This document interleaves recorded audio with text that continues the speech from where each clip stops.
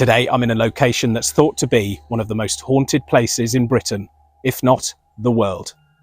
So come for a walk with me and let's discover the story of Sally in the Wood. Sally in the Wood is located on the outskirts of Bath, on the Somerset-Wiltshire border.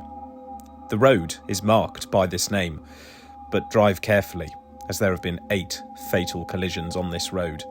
7 are thought to be a mystery. Anecdotally, it's a road that many do not use, especially at night,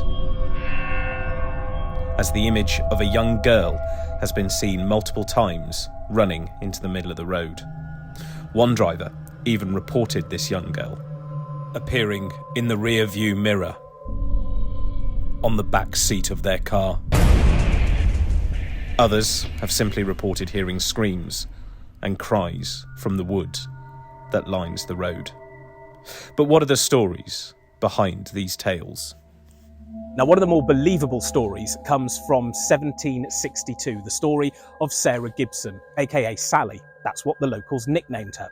Now, Sally lived with her husband, John Gibson, at the Worley Manor estate.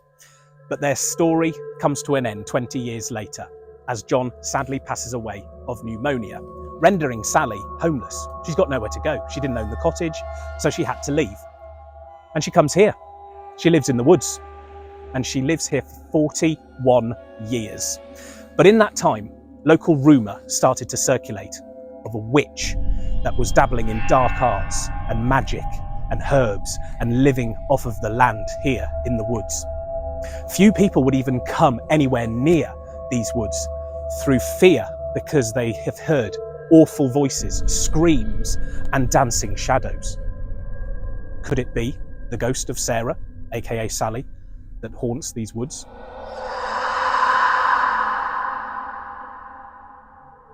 The name Sally has also been attributed to civil war. A skirmish took place here before the Battle of Lansdowne in July 1643, when the Roundheads were ambushed by the Royalists. The term Sally at that time had the meaning of a sudden rush out from a besieged place upon the enemy. But the most chilling of stories comes from a tower called Browns Folly, a Grade 2 listed building commissioned by local quarry owner Colonel Wade Brown. Here it stood hiding in the forest since 1849. And legend says that Sally was actually a gypsy girl imprisoned in this tower. She was left with no food and no water. She was effectively left to starve. And it's thought her screams are the ones that can be heard around this forest. There are so many stories associated with Sally in the Wood. Dare you come up here and find them out for yourself? Just don't do them in the dark alone. That'd be my recommendation. See you next time.